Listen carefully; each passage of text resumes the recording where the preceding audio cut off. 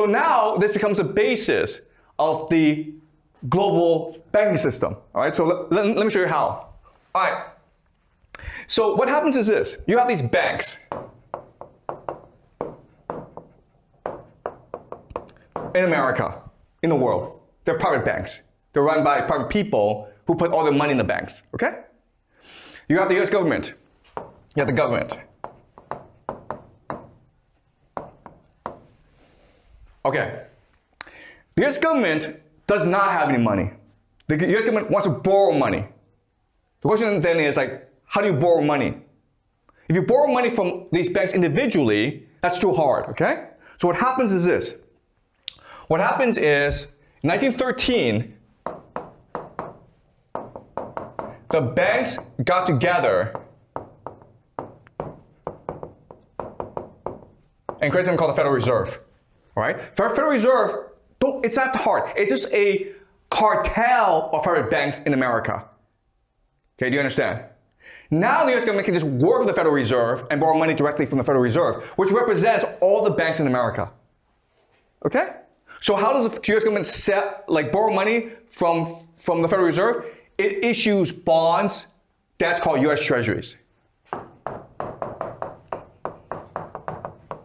Okay? So the Federal Reserve can print money to buy US Treasuries, and then this money goes to the US government, and the US government can then pay for expenses. Okay, does that make sense? All right. Now, this system is fine. The problem is that the US government spends a lot of money. It fights wars, it wants to send men to the moon, it wants people to have a good life, okay? So today, America has $39 trillion in debt. And you're like, well, who cares? Well, the problem is this. The problem is the interest rate, which is about 5%. Okay? Because in order to get the Federal Reserve, these private banks, to lend you the money, you have to give them an interest rate. Otherwise, why would they lend you the money, right?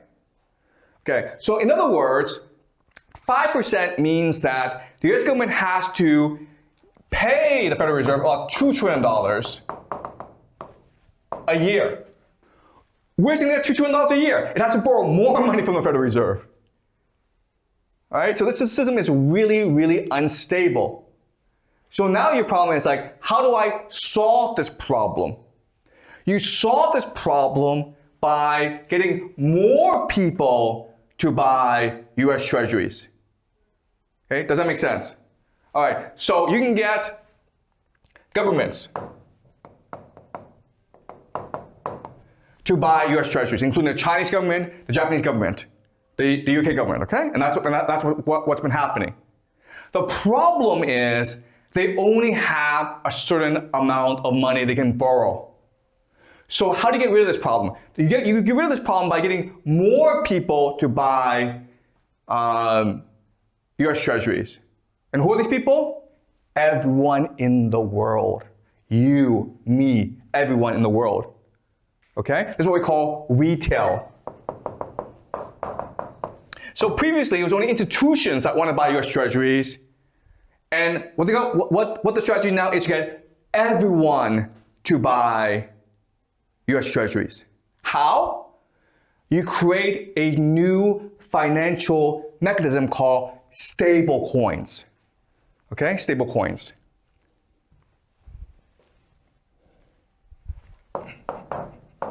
And the two most popular stablecoins are something called Tether and Circle. Okay? And the idea is very simple. The idea is stablecoins are backed by US Treasuries. Meaning, Tether and Circle have to buy US Treasuries in order to sell stablecoins. And then you can sell stablecoins to anyone and everyone. Okay? Including in China, which has 40% savings rate. How? Through institutions like Apple, BlackRock, Visa. Okay, does this make sense? Now you get around the problem of the closed capital account. Closed capital account means you cannot use renminbi to buy US dollars. But with stablecoins, you can now use renminbi to buy Tether or Circle. Do you understand? Okay? So now what the US government is going to do is they're going to transfer that debt onto the Chinese people. Okay? Okay. And so you're like, okay, wait a minute here. $39 trillion is a lot of money, man. Chinese people don't have $39 trillion. America will never, ever get rid of this debt, okay? But there's a mechanism America can use to control this debt. And this is called financial repression.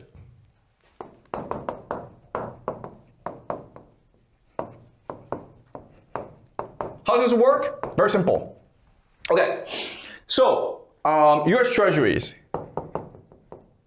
are at 5%, right? Really simple. I'm gonna make this 0%, guys. And you're like, wait a minute here. No, I don't understand this. If it's at 0%, I'm not gonna buy US Treasuries. The solution is, I'll make you buy it, guys. Okay? I force you to buy it. How do I force you to buy it? By passing laws called the Genius Act and the Clarity Act, which compels stablecoins to use US Treasuries as the basis of their digital currency. And again, remember, if you're Chinese, if you can keep renminbi at 5% a year or US dollar at 0% a year, what do you choose? You choose the US dollar at 0% a year. Does that make sense, guys? Okay? So that's the solution, financial repression, where I drop the interest rate of US Treasuries to nothing, in which case inflation will destroy the debt over 50 years. And I force people to buy it by passing laws that force companies to back the digital currency with US Treasuries. Forcing them to buy US Treasuries. Does it make sense, guys? Okay? And why do they want to do this? Because now they can access a Chinese consumer. They can sell digital currency to Chinese consumers. That's the grand plan. Okay? And you're like, okay, wait a minute here. Why would China agree to such a stupid deal? Well, there are actually lots of reasons, okay? The first major reason is Taiwan. Okay, so again, the United States doesn't really need Taiwan. Taiwan is over here, and what Taiwan does that's very important for the United States strategically is it blocks China from the Pacific. Okay, it's something called the first island chain. It's part of the first island chain. That's in the blue. So that's why American policymakers think Taiwan is important. But you think about it, okay? If you're American, you're like, wait a minute here, okay? Let's just say I lose Taiwan. Let's say I say to China, I want Taiwan to return to the motherland. Okay, what happens now?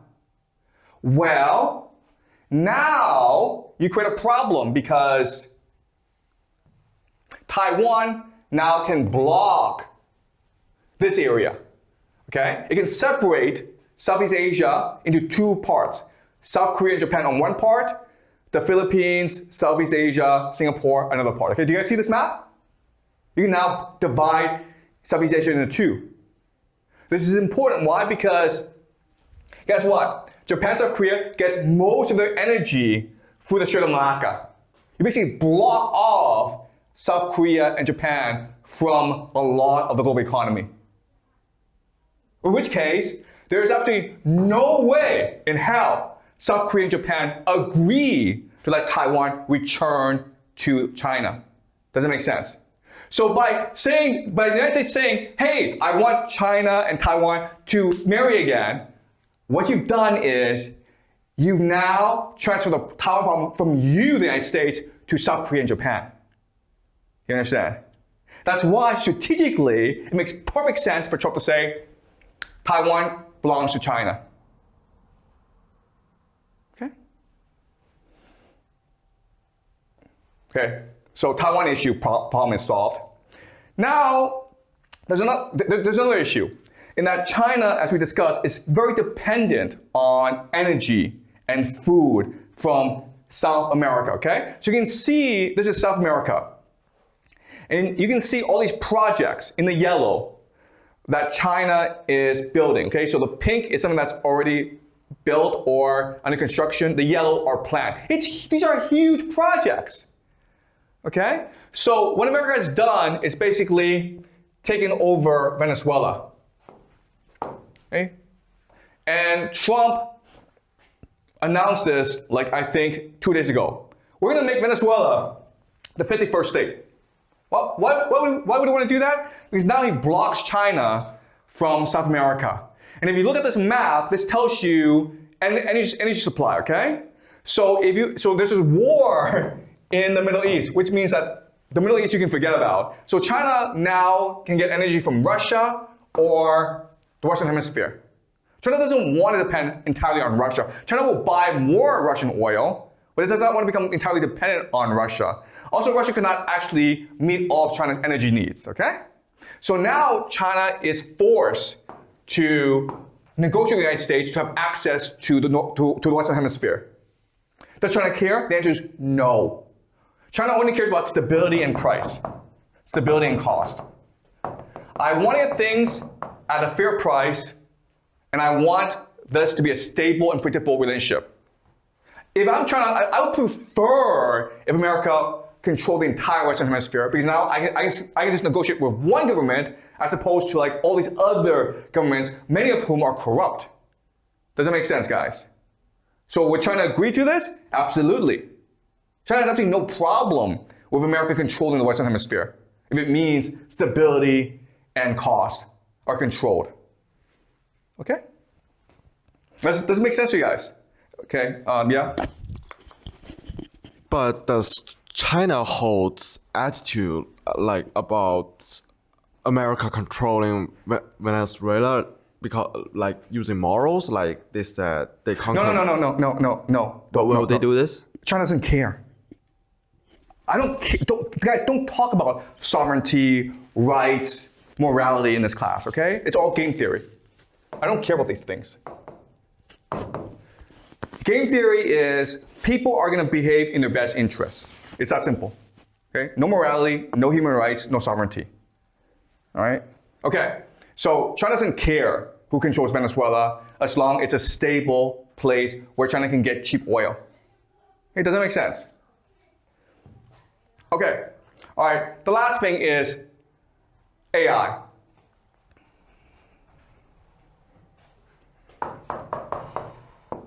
Okay? All right. So as you can see, the United States is the world's leader in AI simply because it has the most data centers. In fact, America plans to build more and more data centers. China is trying to compete, but its data center development is constrained by the fact that it has limited access to semiconductors, to chips. And so China wants more chips from the United States. And the United States can say yes. But you're like, no, wait, no. Doesn't that mean that China could one day overtake the United States? Could China just reverse engineer and steal the IP from these semiconductors? No, that's not how semiconductors work. Semiconductors are so sophisticated that it's an entire global supply chain. Okay? These semiconductors are designed in California, then they are sent to Taiwan to be manufactured, then they're sent onto the Philippines to be value added, then sent to China to be added to components, then they're sold to Europe. And all the while, you have to extract resources from Africa, from South America, in order to feed these semiconductors. Do you understand? So in other words, there's absolutely no way that one nation, only one nation, can control the entire supply chain. So as long as America can control the trade network, America will always have the advantage in semiconductors. Okay? There's absolutely no way China can reverse the production of the semiconductors because it's too sophisticated, it's too expensive. Only one country can specialize only one field. Okay? Doesn't make sense. Okay, so that's why this guy is important. Okay, Jensen Huang of NVIDIA. Before, he was not supposed to come to China. Okay, it was announced he was not coming to China. Then, as Trump was flying through Alaska to refuel, he got on board in Alaska. It was a last-minute addition. But not only that, but there were two business people that were with Trump on his plane, Elon Musk and Jensen Huang. Okay? So what happened? So I work in business negotiation. I'll tell you exactly what happened. What happened was that Scott Bessent and He Lifeng, they were negotiating this grand bargain, just the contours of this grand bargain in South Korea. China wants first and foremost NVIDIA chips. Scott Bessent wants first and foremost access to the Chinese financial market. Okay? There was an impasse. So Trump just basically said, I'm not going to bring this guy. Okay? And then as Trump was going to come to China, there was a breakthrough. And Trump's like, okay, as a sign of goodwill, I will now bring him. Okay? This is how business negotiations work. This is confusing for people because usually we don't want business people to run politics, to run diplomacy because they are unpredictable. Okay? But this is how business negotiations work. All right. So this is just the basic framework for how the U.S. grand bargain will turn out, in my opinion. Okay? So to summarize, what China wants is access to cheap energy of the Western Hemisphere. It wants NVIDIA chips to fuel its AI, and it wants access to the US market, okay? Those are three things that China wants. America wants access to Chinese financial markets. Basically, it wants Chinese consumers to buy stablecoins in order to finance the US debt. It wants to better control China's AI development. Why? Because with AI, China and America are not competitors, they're partners. Because as I told you last class, the entire point of AI is to create a surveillance state. Okay? Now, America has technology, but China has a lot of people, and there's no privacy here. So in other words, what America can do is use China as a lab in order to test out surveillance technology that it could not test out in America. Okay? So America wants access to China's AI market. And the third thing that America wants is Chinese manufacturing. Why? Because Chinese manufacturing is the best in the world. So not only does America want China to continue manufacturing in order to buy US dollars, but also wants to import manufacturing, Chinese manufacturing into America and to Venezuela as well, right? Because Venezuela has all these resources that can be extracted and turned into manufactured goods. The Americans don't want to do it because it's too expensive, it's too hard work, but the Chinese will do this. Okay? So this is what the grand bargain will look like. Any questions? Okay, so these are predictions. This is the way I see the situation, and we'll know in a couple days if I'm right or wrong. Okay? So we'll talk next week.